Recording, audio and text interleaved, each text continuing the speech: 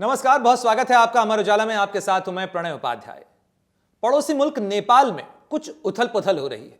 एक ऐसी उथल पुथल जो कि नेपाल के अंदर एक बार फिर राजशाही के वापस लौटने को लेकर सड़कों पर नजर आ रही है। और इस उथल पुथल के अंदर मामला इतना गंभीर हो चुका है कि पुलिस और प्रदर्शनकारियों के बीच में झड़प भी हुई है, टकराव भी हुआ है, कई लोगों को गिरफ्तार किया गया है। नेपाल की राजधानी काठमांडू से वरिष्ठ पत्रकार आशा थपलियाल हमारे साथ जुड़ रही हैं। उन्हीं से जानने की कोशिश करते हैं कि आखिर नेपाल में क्या चल रहा है, क्यों आखिर सड़कों पर ये पार्टी उतरी है, लोग उतरे हैं, क्यों एक बार फिर राजशाही को वापस लाने की मांग चल रही है। बहुत बहुत स्वागत है आशा जी आपका। तो मेरा सवाल आप सुन ही चुकी होंगी, आप ही से जानने की कोशिश कर रहे हैं नेपाल में क्या चल रहा है। अचानक से ऐसा क्या हुआ कि अब लोकतंत्र को राजतंत्र में बदलने की मांग उठ रही है? इसको हम ऐसे समझ सकते हैं प्रणय जी। ये जो नेपाल में गणतंत्र जब से स्थापित हुआ है, उसके बाद क्या है कि जो पूर्व जो राजा के समर्थन के उसमें गए हुए पार्टी जो थे, राष्ट्रीय प्रजातंत्र पार्टी जिसको बोलते हैं हम, उनका नाम उसका एजेंडा पहले से ही जो था कि हिंदू राज्य और मोनार्की का एजेंडा वो लोग पहले से ही मांगते हुए आ रहे थे। और गणतांत्रिक मुल्क में मतलब ये जो एक्टिविटीज़ अभी हो रही थी, एक लोकतांत्रिक मुल्क में ये सारी चीज़ें मतलब माँग करना, किसी का डिमांड आना, ये सारी चीज़ें सामान्य होती है हम्म। इसको। और जैसे कि अभी जो सिचुएशन हुआ है मार्च 28 में, जो काठमांडू में हुआ, जिसको लेके इंडियन मीडिया में भी बहुत सारे एकदम से ऐसे न्यूज़ आने लगे हैं कि हम्म। राजतंत्र जैसे बहुत ज़्यादा ज़ोर-शोर के साथ माँग चल रही है। देखिए इसको उस दिन के घटना को थोड़ा-सा हम विस्तार में समझते हैं। उस दिन क्या हम्म। हुआ था कि ये गतिविधि तो सामान्य थी, मतलब विरोध करना, माँग करना, क्योंकि ये लोकतंत्र में ही संभव है। जी। ये राजतंत्र में ऐसी चीज़ें संभव नहीं है। अगर आज king Gyanendra farmer king Gyanendra अगर ये चीज़ें हम्म। माँग भी रहे हैं या उनके समर्थक जो पार्टी या समर्थक के लोग जो माँग रहे हैं ना ये चीज़ें, ये भी लोकतंत्र में ही संभव है। हम्म। तो इसको हम ऐसे ही ले सकते, लेकिन उस दिन जो हैंडलिंग हुआ था ना, उस चीज़ को हम थोड़ा-सा असामान्य रूप में लेते हैं, हम्म। हमें लगा। क्योंकि जो मेजॉरिटी ऑफ जो पीपल है अब हम्म। इन चीज़ों को, जैसे ये विरोध और ये बंद और हड़ताल और एग्रेसिव एजिटेशन जैसी चीज़ों को ना अब एक्सेप्ट करने के मूड में नहीं है। तो हम्म। इसको शांतिपूर्ण तरीके से आप किसी भी माँग को लेके आप प्रदर्शन कर सकते हो। हम्म। लेकिन अब उसके दूसरे भी पहलू हैं कि जी। ये शायद फॉर्मर किंग ने भी अपेक्षा नहीं किया होगा, नहीं किया हम्म। था शायद कि एजिटेशन ऐसा हो जाएगा, हिंसक बन जाएगा और हम्म। उसमें 2 लोगों की जान भी चली गई है। वो एक अलग हम्म। चैप्टर है कि उसमें अब कैसे जान गई, क्यों गई? लेकिन आम जनता की अपेक्षा जो है, अब जो कुछ भी होगा आगे, आज और फ्यूचर में लेके, तो उस चीज़ का हम्म। क्या है कि थोड़ा-सा सामान्य रूप में ही जाए और शांतिपूर्ण ढंग से ही जाए, ये अपेक्षा है जनता की, हम्म। Most of the people.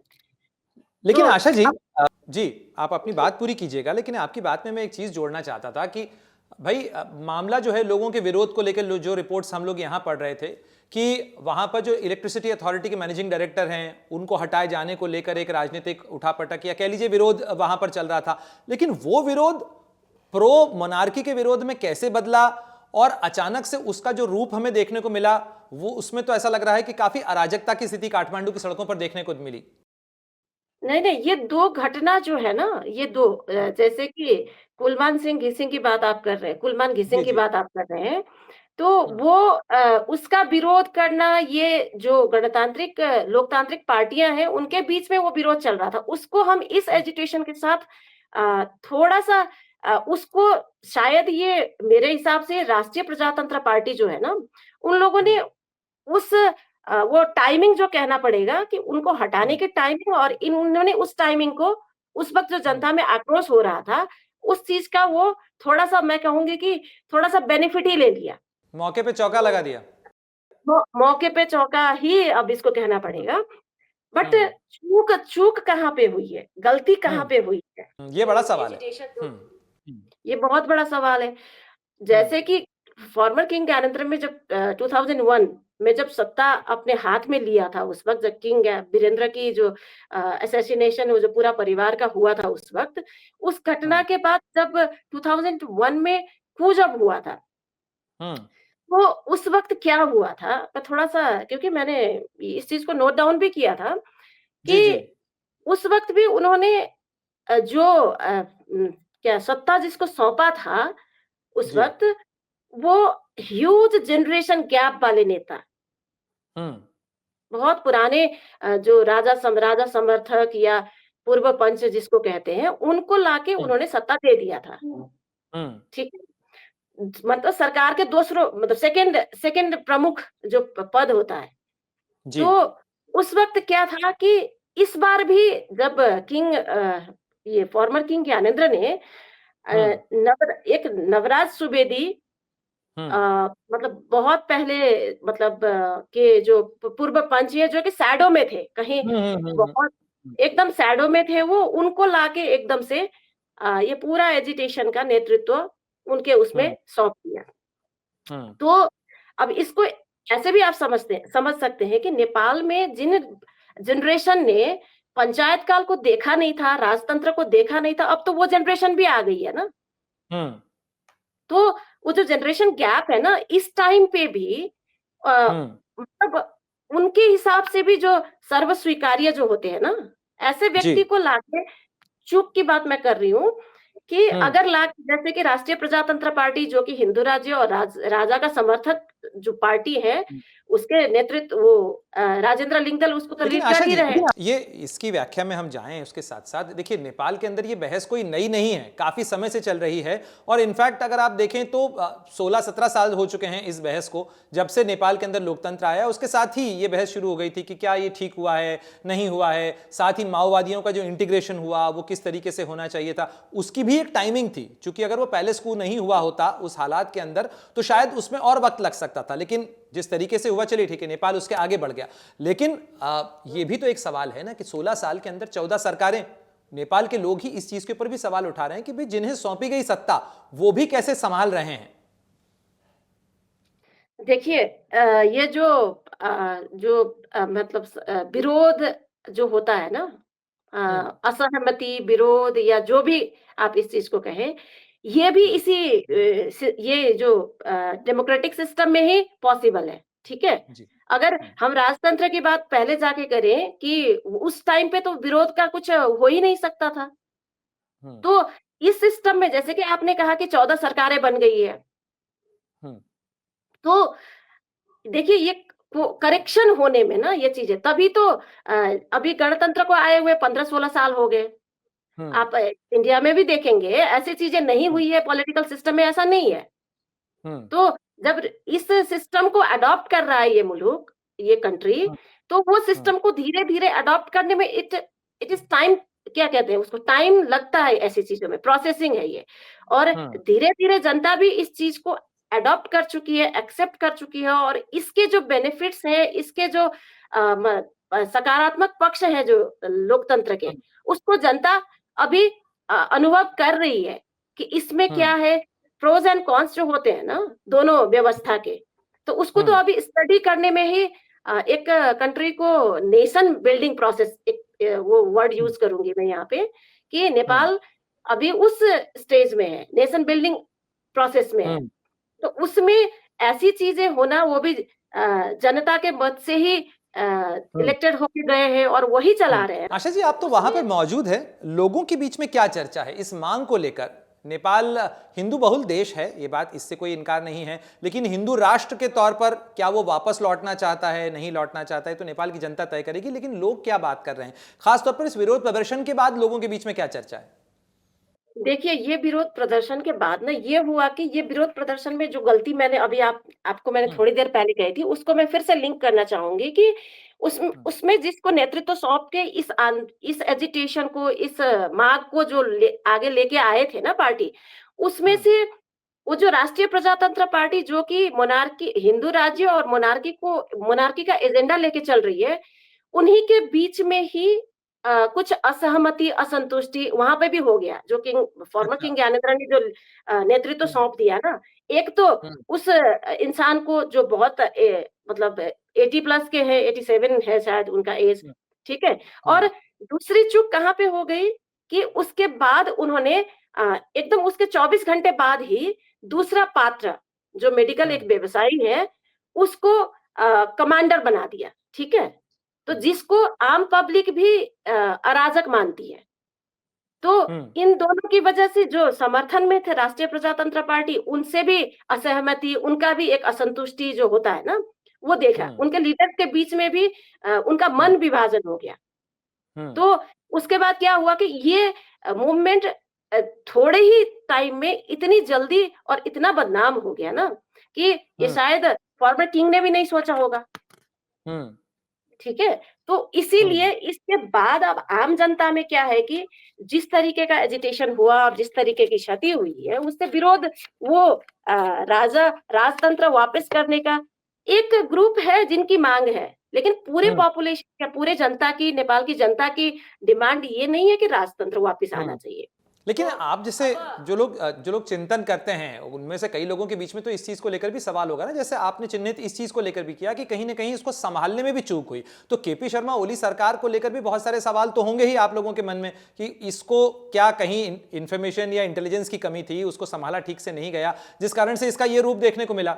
या आप लोगों क्या सरकार से क्या सवाल पूछ रहे हैं आप लोग? देखिए जिस तरीके से एजिटेशन मतलब एक हिसाब से मतलब वो हो गया, उस दिन का जो एजिटेशन खत्म हो गया और उसके बाद जो सामान्य अभी चल रहा है दिनचर्या, उसके हुँ, बाद आम पब्लिक नॉर्मल लाइफ चाहती है, देश हुँ, की डेवलपमेंट चाहती है, देश में स्थिर सरकार चाहती है। हुँ, आम public back to the square one जाना चाहती है, मोस्ट ऑफ द पॉपुलेशन। आप उसको रेशियो में डिवाइड करके देख सकते हैं। जैसे कि मैं हुँ, आपको एक एग्जांपल दूँगी कि अभी क्या कहते हैं कि जैसे कि राजा पक्ष मतलब फॉर्मर किंग के जो सपोर्टर हैं, हुँ, बढ़ नहीं रहे हैं। उसका हुँ, एक पुष्टि किस बात से होती है कि हुँ, अभी कॉलेज में, यूनिवर्सिटी में अभी स्टूडेंट यूनियन का इलेक्शन हुआ था, ठीक है? हुँ, तो हुँ, उसमें राजा के जो फॉर्मर किंग के समर्थक पार्टियों के विद्यार्थी संगठन की जो उपस्थिति है, बहुत ही न्यून थी, ठीक है? हुँ, एक चीज़ ये, अगर राजतंत्र लाने के लिए तो क्या होता है कि नीचे से ही समर्थन जुटता जाता है ना, तो यंग हुँ, पीपल उनके राष्ट्रीय प्रजातंत्र पार्टी आरपीपी के जो विद्यार्थी संगठन है, उनकी भी हुँ, उपस्थिति उतनी नहीं थी। और हुँ, दूसरी बात, गत जो लास्ट नवंबर में जो उपनिर्वाचन यहाँ पे हुआ था, तो जी। उसमें भी मूलधार के जो गणतंत्र के जो पार्टी हैं, पॉलिटिकल पार्टीज़ हैं, उन्हीं ने हुँ, क्या कहते हैं उसको लीड किया था, मतलब हुँ, पोस्ट किया था, जीता था आपने। हुँ, तो उस हिसाब से आप क्या कहते हैं कि आप जैसे कि 2-4 एजिटेशन हो गया, पॉपुलेशन हुँ, 2-4 भीड़ दी गई, 25-50 हज़ार भीड़ दी गई, उसके कारण देश में राजतंत्र हुँ। वापस आ जाएगा या पूरे जनता की माँग है, आप ऐसे नहीं कह सकते इस चीज़ को। तो क्या आप ये कहेंगी कि राजतंत्र लाने की मांग भले ही हो रही हो, लेकिन नेपाल के अंदर राजतंत्र की वापसी का रास्ता बंद है या खुला हुआ है? हुआ है। हाँ, नहीं, बंद या खुला की बात तो कह ही नहीं सकते आप, ठीक हुँ, है? आप एकदम किसी चीज़ पे फुल स्टॉप नहीं लगा सकते। हुँ, संभावना हर चीज़ की हो सकती है। वो हुँ। एक अलग मतलब बहस का एक अलग टॉपिक है, लेकिन उसपे हुँ। हम स्टॉप नहीं लगा सकते। लेकिन कितने लोग हैं आशा जी, जो नेपाल में चाहते हैं कि एक बार फिर से जो पुरानी व्यवस्था है, यानी राजशाही भी और हिंदू राष्ट्र का जो दर्जा है, वो मिलना चाहिए, वो वापस होना चाहिए? देखिए, माँग तब से ही हो रहा था जब हिंदू राज्य हटाया गया था। हुँ, जब हिंदू राज्य मतलब कॉन्स्टिट्यूशन से हटा था और उस वक़्त बहुत सारी हुँ, मतलब डेवलपमेंट हुई थी, इंडो नेपाल रिलेशन में भी बहुत सारे, नेपाल और इंडिया के रिलेशन में भी बहुत सारी चीज़ें अप्स एंड डाउन्स हुए हुँ, थे। तो हम हुँ, उस चीज़ को अगर अभी हम फिर से निकालते हैं, तो बहुत सारी चीज़ें सामने आ सकती हैं। लेकिन देश 16 साल आगे बढ़ चुका है। इसके हुँ, बाद बैक टू द फिर 16 साल, आपने 16 साल में इतने सारे इन्वेस्टमेंट कर चुके हैं और देश में डेवलपमेंट नहीं हुआ है, ऐसा हम नहीं कह सकते। आप कह हुँ, नहीं सकते इस चीज़ को, क्योंकि आंकड़े दिखाते हैं ना। हुँ, अब लोग कल के जैसे कल जब राजतंत्र था उस टाइम के पॉपुलेशन और आज के पॉपुलेशन में कंपैरिज़न हुँ, करते हैं ना, वो तो हुँ, डाटा को रखते हैं आगे। तो डाटा को हुँ, रख के हाँ, एक चीज़ की चूक पॉलिटिकल पार्टीज़ मतलब ये जो क्या कहते हैं, मेन पॉलिटिकल पार्टीज जो हैं, उनसे भी जी। चूक कहाँ पे हुई है कि हुँ, उन्होंने इतने सालों में जो किया है काम, या वो देश में जो डेवलपमेंट हुआ है, उन चीजों को, जो मेजर पार्टी मैं कहूंगी नेपाली कांग्रेस, हुँ, डेवलपमेंट को पब्लिक तक पहुंचाया नहीं है, कम्युनिकेट नहीं हुआ है वो, कि ये चीजें हुआ है। तो इसीलिए क्या है कि क्या कहते हैं, वन वे वॉइस चल रहा है कि देश में कुछ नहीं हुआ, सिर्फ करप्शन है, भ्रष्टाचार है, यही सब चीजें चल रही है। लोगों का ये जो असंतुष्टि है, वो सारी चीजें अब धीरे-धीरे पार्टीज देश में, जो जैसे कि ये चैलेंज आ गई ना अभी, हुँ, इस हम ये भी नहीं कह सकते कि उस दिन की एजिटेशन को लेके सरकार को थोड़ा-सा संशय नहीं होगा। वो हुँ, थोड़ा-सा अंदर से हिली नहीं होगी, तो उसने हुँ, प्रिकॉशंस रखे हैं ना, कमेंट्स शुरू में ही पास कर दिए हैं कि राजा फॉरवर्ड किंग को अपने स्थान पे रहे। ये हुँ, अलर्ट्स वगैरह भी दिए हैं लोकतांत्रिक पार्टियों ने। तो हुँ, आप इस चीज़ को ऐसे नहीं कह सकते, और वो डेवलपमेंट का जो डाटा है, जो हुँ, ग्रोथ हुआ है, जिस पॉजिटिव चीज़ें जो इंडिकेटर्स बताते हैं, वो हुँ, इंडिकेटर्स को कम्युनिकेट जनता के सामने कभी भी ये लोकतांत्रिक पार्टियों ने पहुँचाया हुँ, नहीं है, कन्वे नहीं किया है। हुँ, हुँ। तो इस चीज़ पे अब धीरे-धीरे चलिए, वो तो एक सतत प्रक्रिया होती है। हर सरकार के सामने ये चुनौती होती है कि वो अपने जो विकास के काम हैं, उनको जनता तक कैसे ले जाए, और उसमें कई बार हर पार्टी ये कहती है कि शायद हमने जितना अच्छा काम किया, हम जनता को नहीं समझा पाए। ये तो पत्रकार के तौर पर हम सब लोग तर्क सुनते रहते हैं। लेकिन मैं उस सवाल पर आता हूँ, चूँकि आपने कहा कि ये बहस बहुत लंबे समय से चलती रही है, और जिस समय हिंदू राष्ट्र का टैग या दर्जा हटाया गया था, उसके बाद से ही लोगों के बीच में, सामान्य लोगों के बीच में, क्या ये एक भावनात्मक मुद्दा है, या ये राजनीतिक पार्टी के द्वारा प्रचारित मुद्दा ज्यादा है? हम लोग चूंकि भारत से बैठ कर देखते हैं तो एक अलग परसेप्शन होगा, पर आप जब वहां पर मौजूद हैं, आपकी जब लोगों से चर्चा होती है, तो लोगों के बीच में भावनात्मक स्तर पर ही, लेकिन क्या ये मुद्दा है? आप मुद्दा किस चीज़ को कह रहे हैं? हिंदू राज्य या राजतंत्र? ये नहीं 2 नहीं, हिंदू अलग-अलग। राष्ट्र, बिल्कुल हिंदू हिंदू राष्ट्र, राष्ट्र के मुद्दे पे। हाँ, जी। हिंदू राष्ट्र देखिए, अब इसको ऐसे हम डिफाइन हम्म, कर सकते हैं कि हम्म, जैसे कि हम बचपन से क्या चीज़ें फ़ॉलो करते आ रहे हैं कल्चरली, हम्म, और नेपाल की जनता आज के आज ही मतलब हिंदू वो कल्चर को, जैसे कि संविधान में लिख लिख लिख दिया, उसके बाद उन्होंने वो कल्चरल जो उनकी लीगेसी थी, या कल्चरल जो भी वो मानते आ रहे थे, उस चीज़ को हम्म, छोड़ दिया, ऐसा नहीं होता है। आज भी लोग उस रिचुअल्स को फ़ॉलो करते हैं, उस ट्रेडिशन को फ़ॉलो करते हैं, कॉन्स्टिट्यूशन में भले ही कुछ भी लिखा गया हो। हम्म, तो जनता का जो भावना है रिचुअल्स के साथ, वो धर्म के साथ, या वो धार्मिक परंपरा के साथ जो भी है, वो हम्म, जनता फॉलो करती आ रही है। बट इस डिबेट में कुछ लोग लोग हैं जो इसको एजेंडा बना के चल रहे हैं। उनके साथ हम्म, पूरी आम जनता आके हमें हिंदू राज्य चाहिए कह के जिस दिन मांग करेगी, उस दिन की बात अलग है। लेकिन आप अभी एजेंडा लेके चलने वालों की माँग को लेके आप ये नहीं कह सकते हो कि पूरी जनता ये चाह रही है। वो एक जब हम्म, समय आएगा, हो सकता है पूरी जनता आ जाए, हमें हिंदू राज्य तो चाहिए, हमें मोनार्की नहीं चाहिए, ये भी हो हम्म, सकता है। तो जिस दिन जनता ये माँग करेगी, उस दिन की बात अलग है। लेकिन हम्म, एजेंडा लेके जो हिंदू राज्य के साथ मोनार्की भी जुड़ा हुआ है ना, ये 2 अलग-अलग चीज़ें हैं। तो जनता, हम्म। अब ये जनता ही तय करेगी आगे के समय में। चलिए, बहुत बहुत धन्यवाद आशा जी, आपने हमें समय दिया, इतनी सारी चीज़ें जो है हमें वहाँ काठमांडू के नज़रिए से आपने बताई। बहुत बहुत धन्यवाद आपका। और उम्मीद की जानी चाहिए कि नेपाल के अंदर स्थिरता और शांति हमेशा रहे। वो इसलिए भी ज़रूरी है क्योंकि दोनों देशों के बीच में सीमाएं खुली हैं, रोटी बेटी के रिश्ते हैं, और बड़े अच्छे रिश्ते हैं दोनों देशों के बीच में, लोगों की जनता के बीच में तो कम से कम बहुत ही अच्छे रिश्ते हैं। बहुत बहुत धन्यवाद आपका। थैंक यू प्रणय जी, आपने मुझे यहाँ से अपनी राय रखने का मौका दिया, इसके लिए आपको भी very very thank you. Thank you very much.